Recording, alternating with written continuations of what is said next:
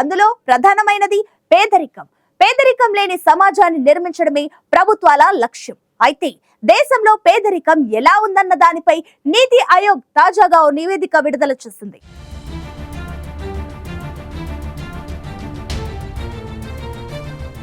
నీతి ఆయోగ్ తాజాగా విడుదల చేసిన నివేదికలో దేశంలో పేదరికం తగ్గిందా లేక పెరిగిందా, గత 9 ఏళ్లలో దేశంలో పేదల సంఖ్య ఏ విధంగా ఉంది, ఇంతకు నీతి ఆయోగ్ తాజా నివేదికలో ఏముంది?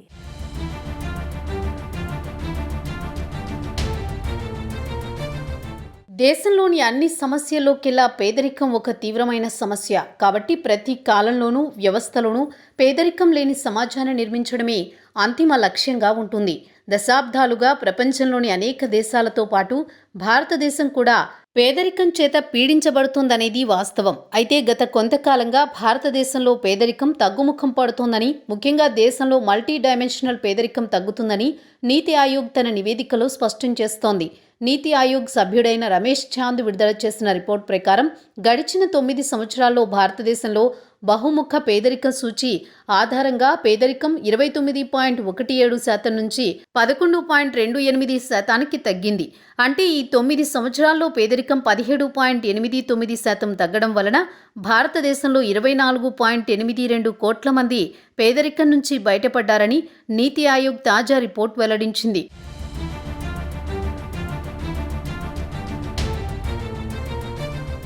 నీతి ఆయోగ్ తాజా రిపోర్ట్ ప్రకారం పేదరికంలో ఉన్న పెద్ద రాష్ట్రాలైన ఉత్తరప్రదేశ్లో 5.94, బీహార్లో 3.77, మధ్యప్రదేశ్ 2.30, రాజస్థాన్లో 1.87 కోట్ల మంది పేదరికం నుంచి బయటపడ్డారు. ఈ 5 రాష్ట్రాల్లో దాదాపు 14 కోట్ల మంది పేదరికం నుంచి బయటపడడం శుభ పరిణామమే. 2023 నీతి ఆయోగ్ రిపోర్ట్ తెలంగాణ, ఏపీ రాష్ట్రాల్లోనూ పేదరికం గణనీయంగా తగ్గిందని చెప్పింది. ప్రపంచవ్యాప్తంగా భారతదేశంలోనూ మల్టీ డైమెన్షనల్ పావర్టీ ఇండెక్స్లోని ఆరోగ్యం, విద్య, జీవన ప్రమాణం లాంటి 3 ముఖ్య అంశాలకు సంబంధించి 12 సుస్థిర అభివృద్ధి లక్ష్యాల ఆధారంగా పేదరికాన్ని అంచనా వేస్తున్నారు.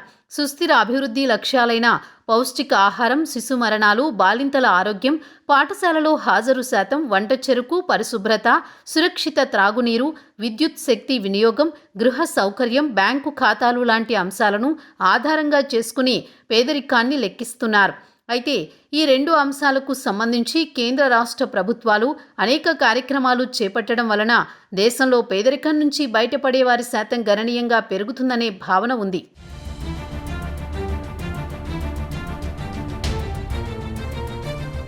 గత 9 ఏళ్లలో 24.82 కోట్ల మంది పేదరికం నుండి బయటపడ్డారని నీతి ఆయోగ్ వెల్లడించింది.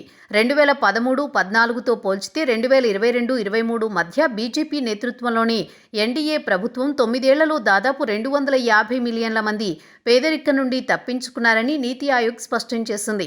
ముఖ్యంగా ఉత్తరప్రదేశ్, బీహార్, మధ్యప్రదేశ్, రాజస్థాన్లలో పేదరికంలో అత్యధిక క్షీణత నమోదైంది. 9 ఏళ్లలో 248.2 మిలియన్ల మంది బహుమితీయ పేదరికం నుండి తప్పించుకున్నారని, ప్రతి సంవత్సరం 27.5 మిలియన్ల మంది బహుమితీయ పేదరికం నుండి తప్పించుకుంటున్నారని నీతి ఆయోగ్ స్పష్టం చేసింది.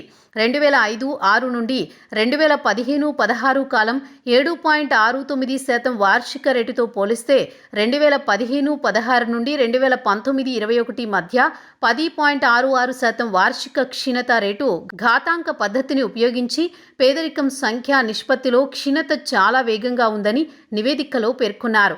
ఎంపీఐ మొత్తం 12 సూచికలు మొత్తం అధ్యయన కాలంలో గణనీయమైన మెరుగుదలని నమోదు చేశాయి. ప్రస్తుతం 2022-23 సంవత్సరానికి 2013-14 సంవత్సరంలో పేదరిక స్థాయిలను అంచనా వేయడానికి ఈ నిర్దిష్ట కాలాలకు సంబంధించిన డేటా పరిమితుల కారణంగా అంచనా వేయడం జరిగిందని నీతి ఆయోగ్ విడుదల చేసిన నివేదికలో పేర్కొంది.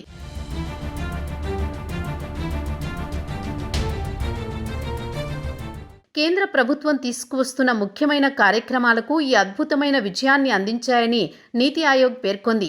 Oxford policy and human development initiative, united nations development programme ఇందుకు సంబంధించిన సాంకేతిక ఇన్పుట్లను అందించాయి. మల్టీ డైమెన్షనల్ పవర్టీ ఇండెక్స్ అనేది ప్రపంచవ్యాప్తంగా గుర్తింపు పొందిన సమగ్ర కొలమానికం. ఇది ద్రవ్యపరమైన అంశాలకు మించి బహుళ కోణాలలోని పేదరికాన్ని లెక్కిస్తోంది. ఎంపీఐ గ్లోబల్ మెథడాలజీ దృఢమైన ఆల్కైర్ పోస్టర్ పద్ధతిపై ఆధారపడిందని నీతి ఆయోగ్ తెలిపింది. ఇది పేదరికాన్ని అంచనా వేయడానికి రూపొందించిన మెట్రిక్ ఆధారంగా పేదలుగా గుర్తిస్తుంది. ఇది సాంప్రదాయ ద్రవ్య పేదరిక చర్యలకు పరిపూరకమైన దృక్పథాన్ని అందిస్తుంది.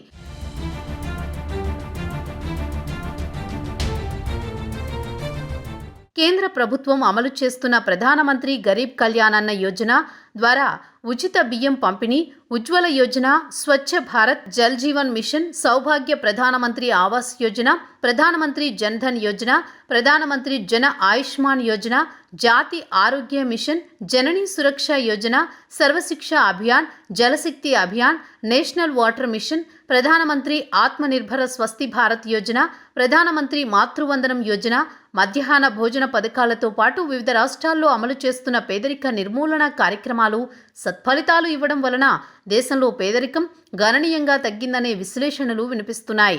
1990 తర్వాత సరళీకరణ అభివృద్ధిలో భాగంగా అభివృద్ధి సంక్షేమ కార్యక్రమాల ద్విముఖ వ్యూహంతో పేదరికం నిర్మూలించవచ్చనే ప్రభుత్వాల వ్యూహాలు సత్ఫలితాలు ఇస్తున్నట్లు కనబడుతోంది.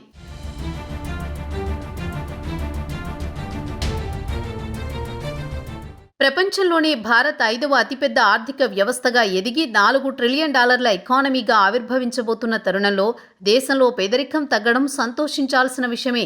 కానీ నిరుద్యోగం, ధరల పెరుగుదల ఆందోళనకర స్థాయిలో ఉండడం ఆలోచించాల్సిన విషయం. రూపాయి విలువ పెరుగుదల ఆందోళనకర స్థాయిలో ఉండడంతో పాటు రూపాయి విలువ పతనం కావడం, అసమానతలు ముఖ్యంగా ఆదాయ అసమానతలు పెరిగిపోవడం ఆందోళన కలిగించే విషయాలే. దేశంలో ఆదాయ అసమానతలు తీవ్రస్థాయిలో పెరుగుతున్నాయని ఆక్స్ఫామ్ నివేదిక ఆందోళన వ్యక్తం చేస్తుందనే విషయాన్ని గమనించాలి. దేశంలో పెరుగుతున్న సంపద, అభివృద్ధి, సంక్షేమ ఫలాలు కింద వర్గాలుగా చేరువ కావడమే నిజమైన అభివృద్ధి. అప్పుడే భారతదేశం విశ్వగురువుగా భారత్ ఎదుగుతుందనడంలో సందేహం లేదనే అభిప్రాయాలు విశ్లేషకుల నుంచి వ్యక్తమవుతున్నాయి. భారతదేశానికి స్వాతంత్ర్యం వచ్చిన 1947లో దేశంలో పేదరికం సమస్య తాండవించేది. తినడానికి తిండి, కట్టుకోవడానికి బట్ట, ఉండడానికి గూడు లేక కోట్ల మంది పేదరికంలో మగ్గిపోయేవారు. దశాబ్దాలుగా పేదరికాన్ని అంతం చేయాలని చేస్తున్న ప్రయత్నాలు క్రమక్రమంగా ఫలిస్తూ వస్తున్నాయి. ఈ క్రమంలోనే గత 9 ఏళ్లలో భారీగా పేదరికం తగ్గినట్లు తాజా నివేదికలు చెబుతున్నాయి.